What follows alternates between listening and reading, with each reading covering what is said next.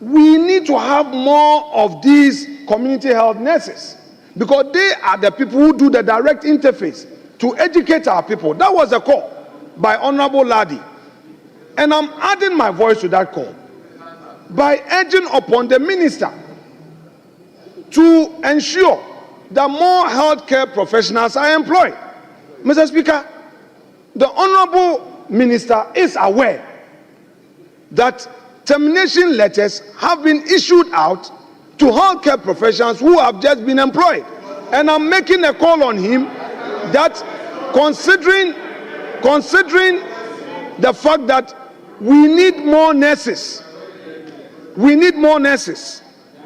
to address this matter, he should relook at the situation. There is no relevance or connection between the directive to terminate employments done by public agencies ex post facto December 7th and the remediable measures deployed by the Ministry of Health to deal with this matter. Mr. Speaker, the minister has not recounted the inadequacy of staff in dealing with the problem. In our people. Mr. Speaker, the minister took us through some interventions that his ministry has made so far. But I just want to point out some few things for his further consideration. In a statement, he said that the infection rate in the central region has a footstool topping, which is true. However, in terms of vaccination, his submission points to the fact that they are yet to get approval for a footstool. I felt that should rather be prioritized, because if Agona West is recording just 6 and you have 18 in a footstool and you are rather vaccinating in Agona West, you may have to look at it instead of saying that you are now seeking approval for a footstool. Then, Mr. Speaker, he again talks about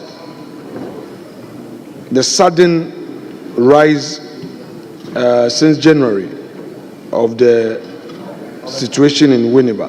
Mr. Speaker, it is so because, you know, sometimes when there is change in power, the way our locals react, all public toilets in the Futu at the Inshona have been seized and locked.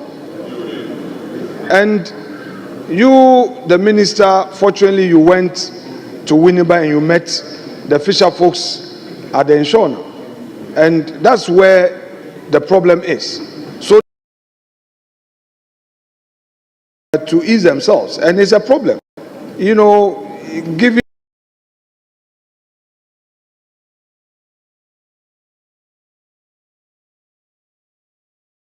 history of this situation, and we know how people, if a party comes into government and somebody thinks that let me go and lock up a toilet, when there is cholera outbreak, it doesn't know party, MPP or NDC. So I believe that that is a matter that has to be looked at critically, and I'm sure that upon that we would be able to deal with the situation and contain it.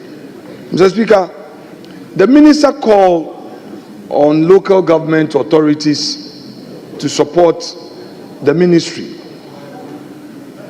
It is true that to enable you function and function well, you need the support of the local government institutions led by political leaders. Mr. Speaker, fortunately, I've seen Honorable Ahmed Ibrahim, the Minister of Local Government and Chieftaincy. We know that when Professor Mills of blessed memory assumed the reins of government, his policy was for those who were appointed by the Kufuor administration to continue until a smooth transition took place.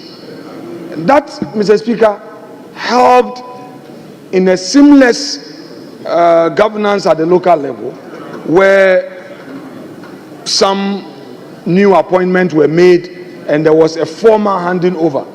Unfortunately, this time around, the posture or the policy was different.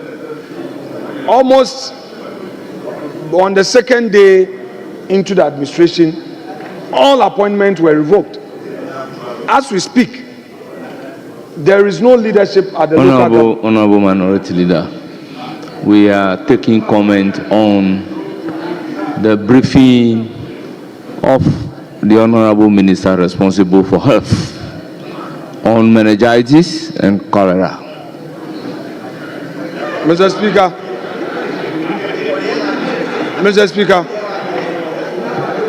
the minister invited us to assist at the local level, and he talked about governance at the local level. I need to lay a foundation in respect of the comment. Mr. Speaker, the point is that there is no political leadership at the local government level. I am calling on the Minister of Local Government and Chieftaincy Affairs to expedite the process. Because, Mr. Speaker, all the policies of government, Ministry of Education, Ministry of Health, the implementation agent, the implementation authority is given to the MMDCE. Everything would end there. Without the MMDCE, government policy cannot be implemented at the local level. As it is today, we only have the coordinating directors acting. They are unable to even call assembly meetings. So, Mr. Speaker, as part of the call by the Minister of Health, I believe that to enable him roll out these interventions effectively, the Minister of Local Government may also have to support by expediting action on the appointment of MMDCs so that together they can roll this out. Our people are suffering, Mr. Speaker. Our people are suffering. And without political leadership, it will be difficult. Second and final, he also called on support from the healthcare professionals. He, in fact, commended their industry thus far. But, Mr. Speaker, the only way we can have adequate support for intervention would be to have sufficient staff levels. Mr. Speaker, as we speak, the minister is aware that appointment of healthcare professionals are being revoked. He is calling for intervention. He is calling for more healthcare professionals to support. Mr. Speaker, I heard Honorable Ladi talked about the community health nurses. They are the people who undertake the education at the local level. Many of our people, yes, we speak here, but many of our people do not get the information. The basics are always handled by the community health nurses. This is a situation where community health nurses who have been employed have been given termination letters, and this is the very time that the Minister of Health need their support. Honorable Minority Leader, I recognize the Majority Leader. Majority Leader, are you on point of order? Mr. Speaker, Majority Chief Whip. The Majority Chief Whip. Thank you very much. Mr. Speaker, I rise pursuant to Order 1221A. Mr. Speaker, my point is that, one, there was no indication in the minister's statement that minus the MMDCEs, his ministry is not making interventions.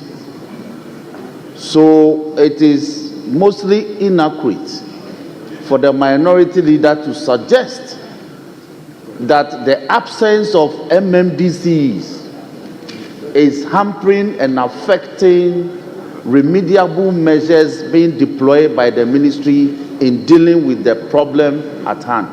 That's one. Two, Mr. Speaker, the minority leader is on record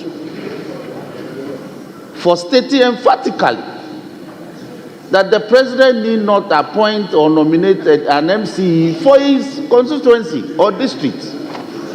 He is on record to have said he has not rebutted that reportage. So today I am surprised that he's crying for an MMDCE to be appointed for a futu. Mr. Speaker, number three, there is no relevance or connection between the directive to terminate employments done by public agencies ex post facto December 7th and the remediable measures deployed by the Ministry of Health to deal with this matter. Mr. Speaker, the minister has not recounted the inadequacy of staff in dealing with the problem. So it is mischievous for the minority leader to suggest that we are in the process of terminating appointments of health personnel who have been deployed onto the field to deal with the problem. Mr. Speaker, I want to urge the minority leader to avert his mind to the fact that rendering of health services is so decentralized to the very communities. So he should make his point, he should make submissions and praise the minister for the alacrity with which he has moved to deal with the problem and not to be political. I thank you for the opportunity.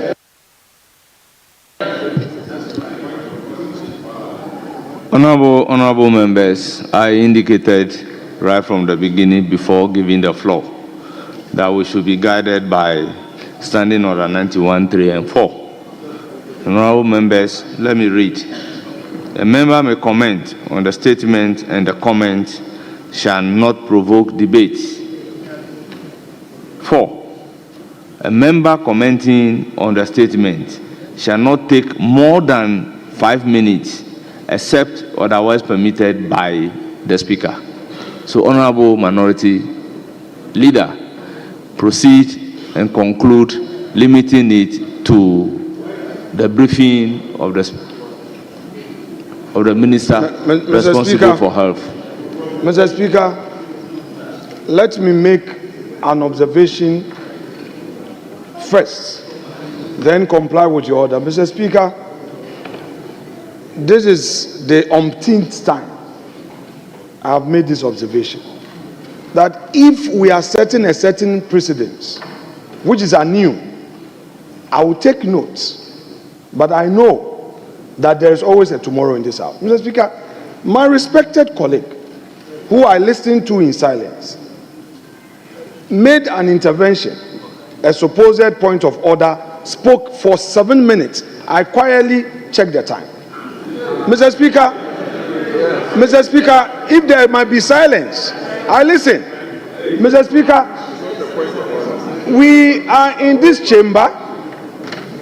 Members have made their contributions. I took note. I would want Honorable Akando's statement to be made available again to him. I took note. MMDCEs.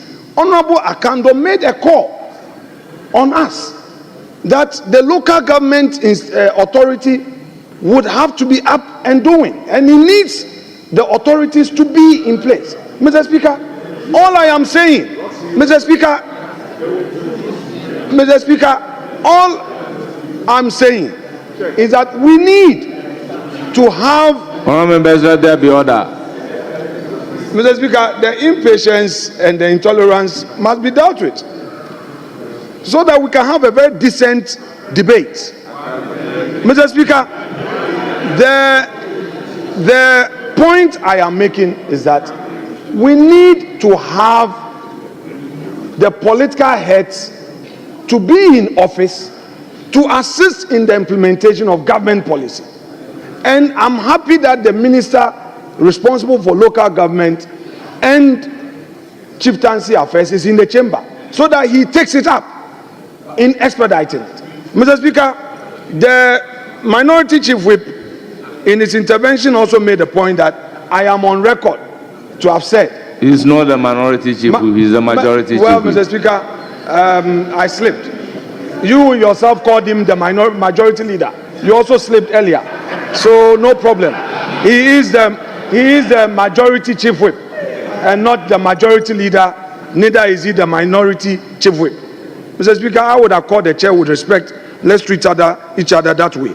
Mr. Speaker, he said, I am on record to have said, I don't need an MC in Winneba. Mr. Speaker, it is not true. He should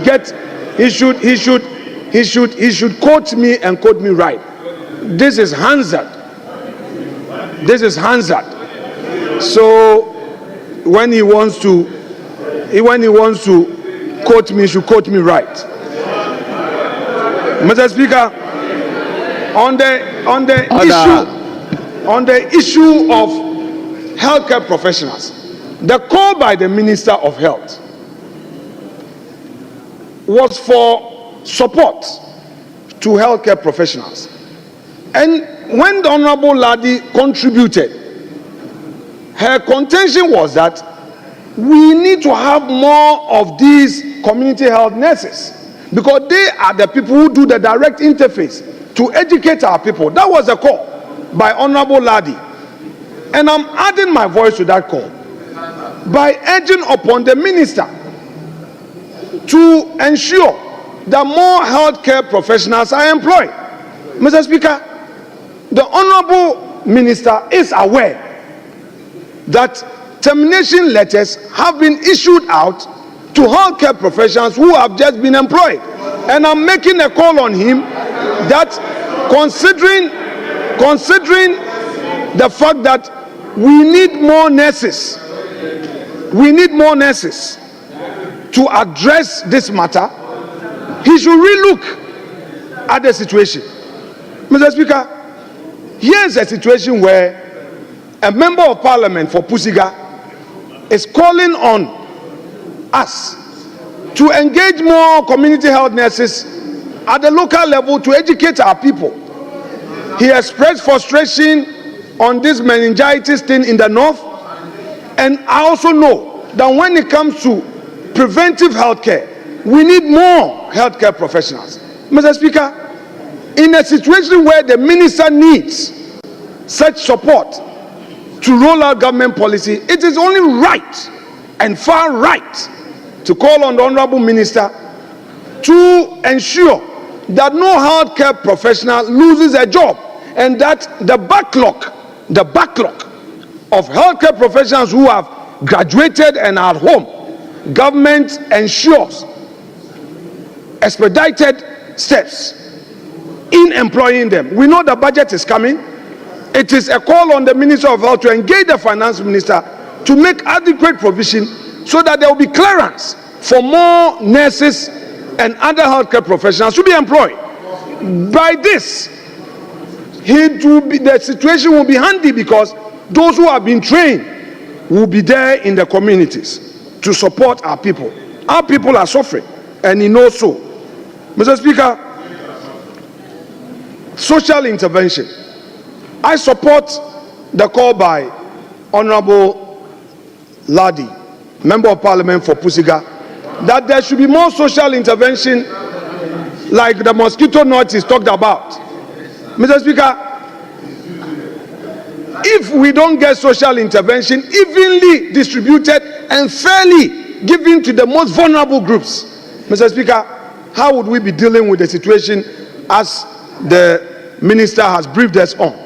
We need to have a transparent system where the vulnerable in our communities will get the support. And this, I believe, if minister is able to do, there will be relief at the local level.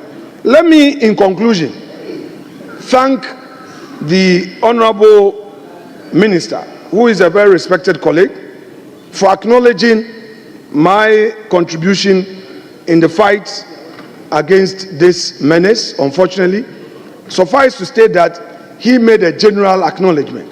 But just for the record and for Hansard, I have released a brand new pickup, which he knows, and I've also given a cash donation of 100,000 Ghana cedis, which he acknowledges. But Mr. Speaker, and also to thank him for making it to Winneba over the weekend. It was a promise he made that he would be in Winneba. He was in Winneba. And much as we hear to critique government, when the man does it well too, it is important that he is showing leadership. At least when he was there, those healthcare professionals were inspired, particularly the director of the municipal health,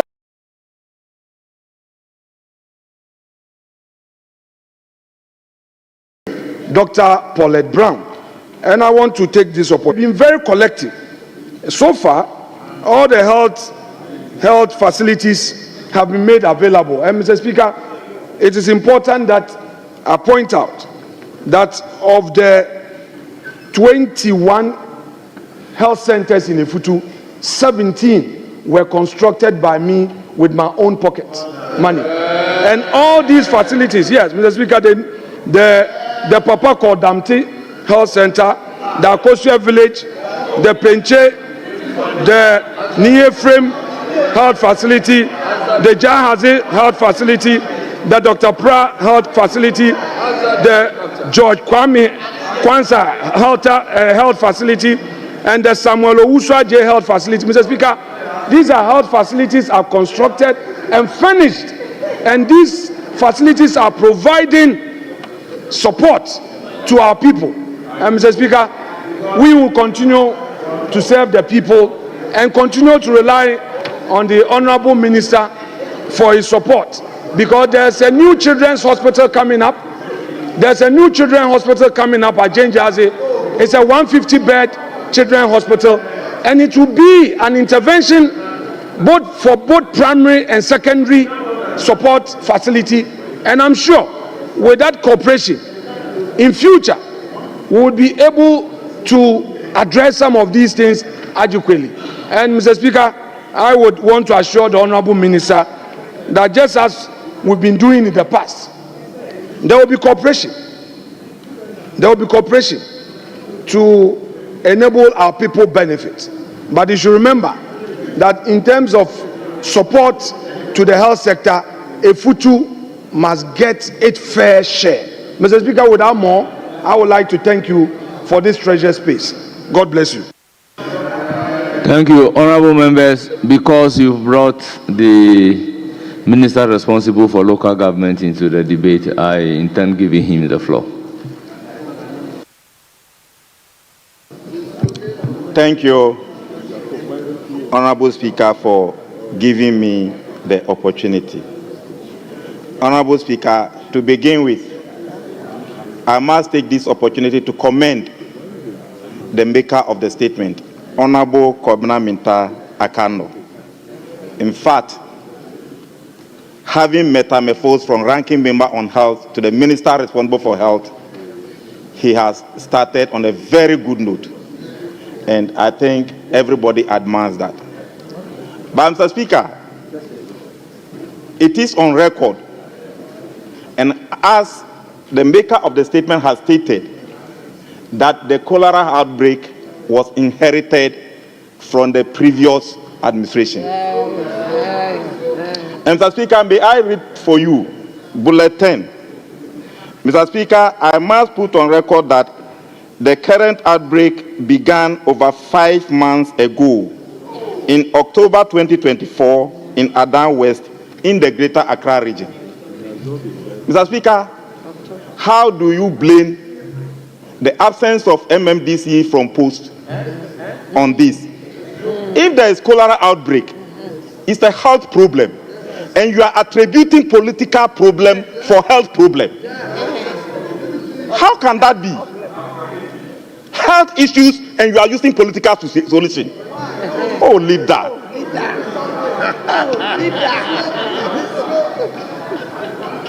But Mr. Speaker, to proceed.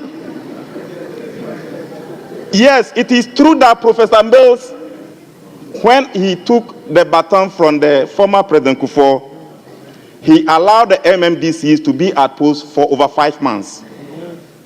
That was a good example. But that opportunity too was eroded by his successor. Yes, When Nana Addo Dankwa took the baton from President Mahama on 13th January, he issued a directive and all MMDCs were to vacate posts. When they came from the swearing in, by the time they returned to their districts, their positions were vacated. Mr. Speaker, to proceed, even Nana Addo Dankwa himself, succeeding himself, all those MMDC who were perceived to be Alan, 134 of them were sacked.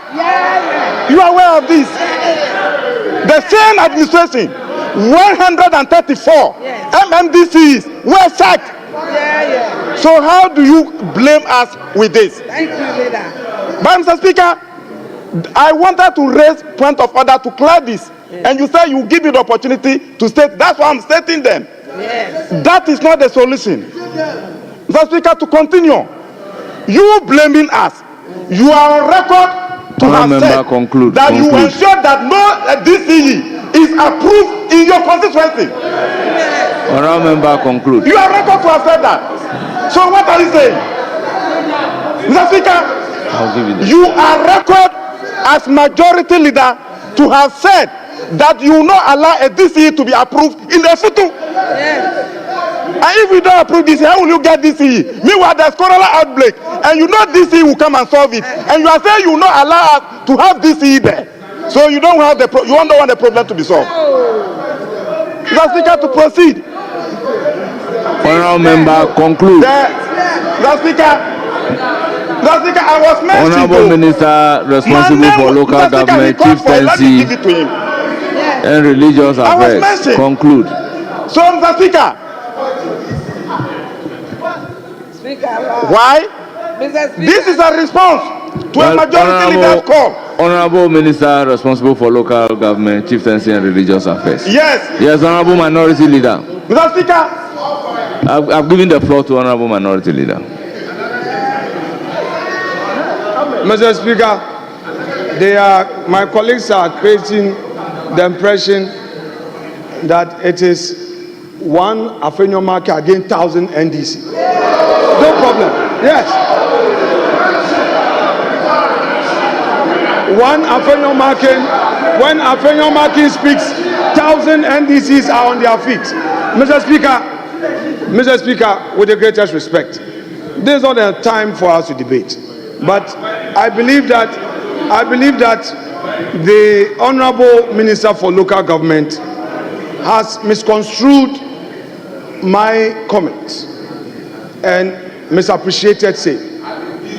And I would respond to him with 2 points. One,